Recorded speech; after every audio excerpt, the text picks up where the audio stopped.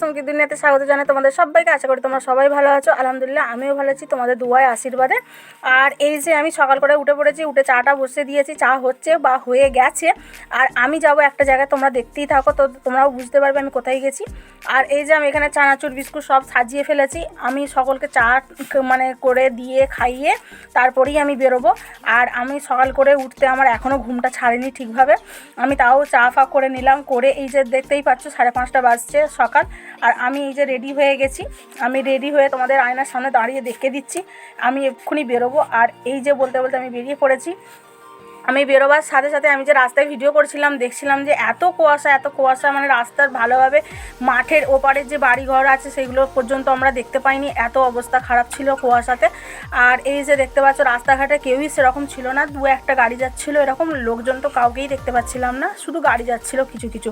তো দেখো আমরা এখানে ভিডিও করছিলাম আর দেখছি ওই পারে তো কেউই ছিল না, মানে শুধু কুয়াশা, তোমরা দেখলেই বুঝতে পারবে। রাস্তায় কোনো জনপ্রাণী বলতে কেউই ছিল না, খালি গাড়ি ঘোড়া কটা যাচ্ছিলো, বেশিও যায়নি, অল্প অল্প যাচ্ছিলো। আর এই যে ড্রাইভারটা গেল লরির, তো আমি ভিডিও করছিলাম আর পিছন দিক দিয়ে এত হর্ন বাজাচ্ছিল, আমি লাস্টের বেলায় আমরা সাইড হয়ে গেলাম আর ও চলে গেল। তো এই দিকে আমাদের গেট পড়েছে, গেটের সামনে আমরা দাঁড়িয়ে থাকছি, কিন্তু বেশিক্ষণ দাঁড়াতে হয়নি যেহেতু তারপরে ট্রেনটা বেরিয়ে যাচ্ছে। আর এই স্টেশনটা তোমরা অনেকেই জানবে বা এই গেটটা কোথায় পড়ে, কোথায় যারা দেখো বা দেখেছো বা ওখানকারের মানুষ তারা তো জানবি, তো তারা কমেন্ট করে প্লিজ জানাবে এই গেটটা কোথাকার। আর এই যে দেখতে পাচ্ছ আমরা কথা বলতে বলতে আমাদের বাড়ির পাশে চলে এসেছি, আর কিছুক্ষণ বাকি আছে। আর এই যে ব্রিজ ওপরে, আর এই যে নিচে দিয়ে আমরা চলে যাব, আর ওপর থেকে সব গাড়ি যাচ্ছে ব্রিজের ওপর থেকে। আর আমাদের বাড়িতে চলে এসেছি, সেখানেও কেউ ওঠেনি, আমরা এসে পৌঁছে গেছি, তাদের ওঠার আগেই আমরা এসেই তুললাম সবাইকে। তো এসে দেখো আমাদেরকে নাস্তা দিয়ে দিয়েছে কিছু খাওয়ার জন্য, আর আমরা এগুলো খেয়ে আমরা বেরিয়ে পড়ব।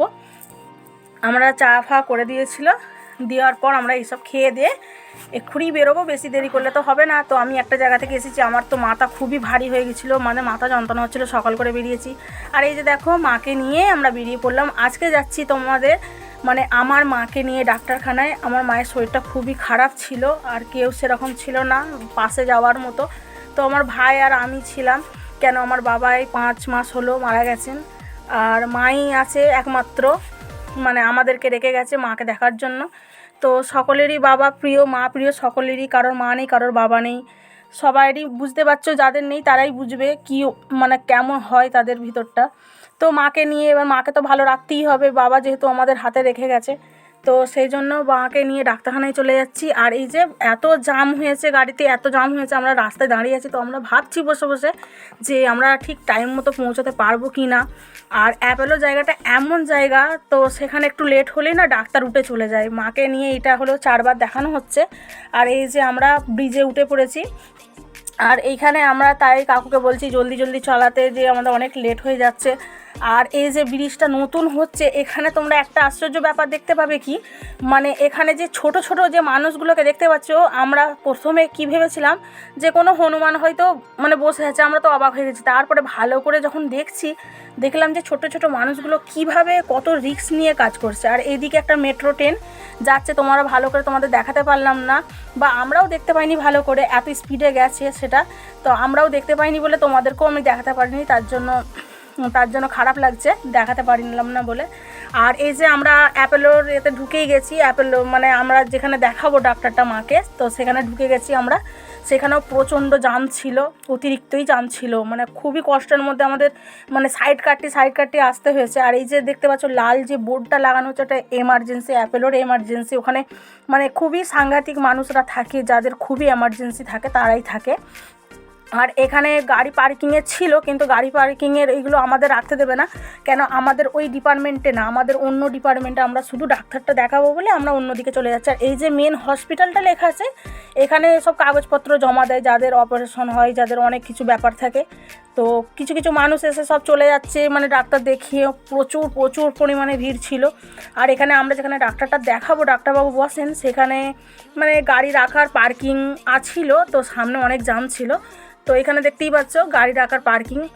এখানে সব গাড়ি মানে কাকুও গাড়ি রাখবে, আমাদের গাড়িটা রেখে দেবে এখানে পার্কিং। এখানে একটা আশ্চর্য জিনিস হলো, তোমাদের গাড়ি যদি পার্কিং হয় তোমাদের চাবি দেবে না, মানে ওনাদের কাছে চাবি দিয়ে দিতে হবে, এইটাই একটা কি। তো আমরা জলদি করে গাড়ি পার্কিংটা করে নিয়ে আমরা এক্ষুনি বেরিয়ে পড়বো, কেন না আমরা যদি একটু দেরি করি ডাক্তারবাবু থাকবে না, বারবার ফোন আসছে ওখান থেকে ভাইয়ের। তো আমরা জলদি করে চলে এসেছি মানে ভিতরে, মায়ের প্রেশারগুলো মাপা হলো, সুগার মাপা হলো, সবই হলো। তো এখানে ভাই এসে রিসেপশনে দেখা করতে চলে গেছে। তো লাইন দিতে হয়, অনেকই ব্যাপার আছে জানো তো, বড় জায়গায় বড় বড় ব্যাপার। তো অনেকক্ষণ দাঁড়িয়ে দাঁড়িয়ে যাই হোক ডাক্তার দেখানো হলো আমাদের। এবার আমরা নিচে দাঁড়িয়ে আছি, ভাই ওষুধ নিতে গেছে। আর এই যে দেখছো ক্রিসমাস কত সুন্দর সাজিয়েছে, মধ্যিখানে সাজানোটা আছে, খুবই ভালো লাগলো সাজানো দেখে। আর এই যে মাকে এবার প্রেশারের ওষুধটা যেহেতু খাওয়াতে হবে, এবার খালি পেটে তো খাওয়া যায় না, সেটা সবাই জানো যাদের আছে।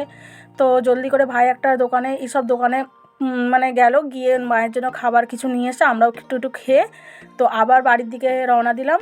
আর এই যে পেট্রোল পাম্পে গাড়ির পেট্রোল শেষ হয়ে গেছিলো, সেই জন্য পেট্রোল ভরিয়ে আমরা দাঁড়িয়েছিলাম, আর অনেক জ্যাম ছিল। আর আশা করি ভিডিওটা ভালো লাগে, লাইক কমেন্ট শেয়ার করবে। Thank you so much.